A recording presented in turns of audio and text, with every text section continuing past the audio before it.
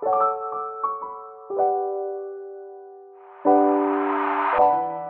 you can imagine, okay, what is this whole multiplex thing and what can it look like? We've actually got three of our own projects here, which is very different, very diversified. So let's jump into that. Bruce, why don't you help us with this first one? Sure. So this project is, like I said, mentioned ago, is a highly irregular lot. It's kind of that pie-shaped lot where we've got a narrow frontage at the main street, and then quite a wide frontage at the alley. And so this one, I think the lot's about 9,600 square feet, or they're 96, 97. So we have a duplex, like a front back style duplex at the front of the property. And then we have basically two single family, completely detached homes at the rear of the property. We've just started construction on this. And one of the nice things with the lot's configuration, we were able to achieve 8 parking at the rear. We had a bit of issues with the city with some trees that we had to renegotiate and have a fairly lengthy time to figure out how they were being retained, transplanted, and things like that. And on a positive note for us, we, after going through electrical engineering, we did not need a pad-mounted transformer, at least as of right now. So we're quite excited about that. And yeah, this project is quite interesting. I think we did a great job with our design team did a great job with doing a really great, unique design on kind of that irregular shaped lot. Yeah, when we design these multiplexes, it's very important to keep in mind private space and yard. So that's one thing we definitely keep in mind. All of these units will have their own private front yard, private backyard, patio. And because we're successful in challenging the city on their tree retention requests, we're able to keep 8 parking spots at the back, which is awesome.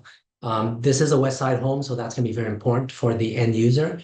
One thing that's interesting about our group is we have a breadth of experience all the way from architecture design, interior design, landscape design, to construction, to development. This is one of the projects that is our own, and we've taken it end to end as a for market project, but a very unique product.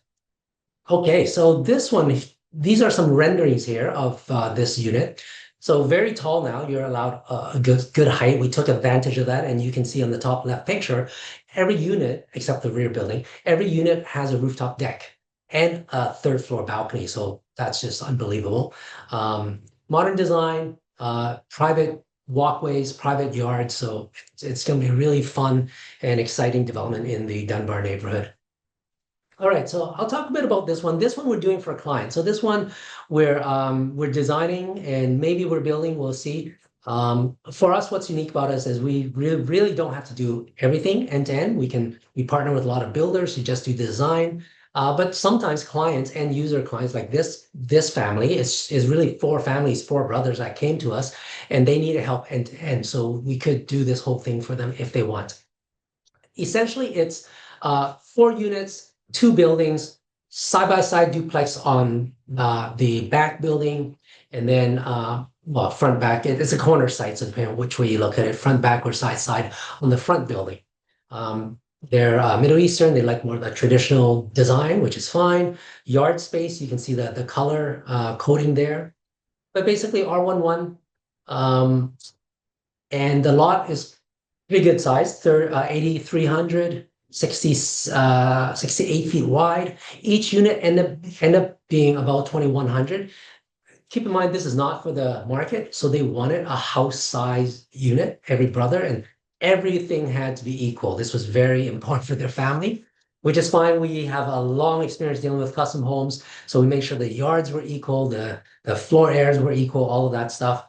Where it's at, development permit is cleared now. Finally, we're fighting BC Hydro. So this is one of those challenging sites where this new pedantic rule with BC Hydro is actually not new. They're newly enforcing it, where if you have a high voltage line at the back, you have to push the building in. And we were fighting Hydro a lot, and finally we succeeded, or we have a way around it. So now the process is now clear. So we're clearing development and we're going into building permit. But yeah, this is a multi-generational design for 4 families, which is interesting. We do have a lot of use cases like this with our clients. That's the exterior of the building, 2 buildings. Okay, Bruce, you want to talk about this one? Sure. This one is a actually really unique lot. It's 41 foot 10 by 229 feet deep. And as a single family or even a duplex, it would kind of be a very odd lot to build on. However, It's perfect for a 4-unit multiplex, and you can see we've got unit 1 and 2 at the front of the property, and then unit 3 at the 4 at the rear, and we're still able to achieve parking behind that as well. This one is fairly close to Main Street. It's another one of our own projects, and we're going through the development permit application right now, and we're super pleased with the result of the design. And I think we did a really good job of utilizing the lot. Like I said, challenging site, but this configuration worked really well. And yeah, I think it's a game. Got the private yard space, and every unit has unique features. So obviously, the rear buildings are a bit lower. Maybe Eric can go over the renderings. Yeah, so front building, nice and tall, 3 stories. And we got a beautiful balcony. We chose not to do rooftop on this one. We were trying to keep our costs a little bit more reasonable. Yes, we have a beautiful balcony, and house-like amenities on these. They're quite large units, and the rear units again are going to feel quite spacious just because of the larger floor plate.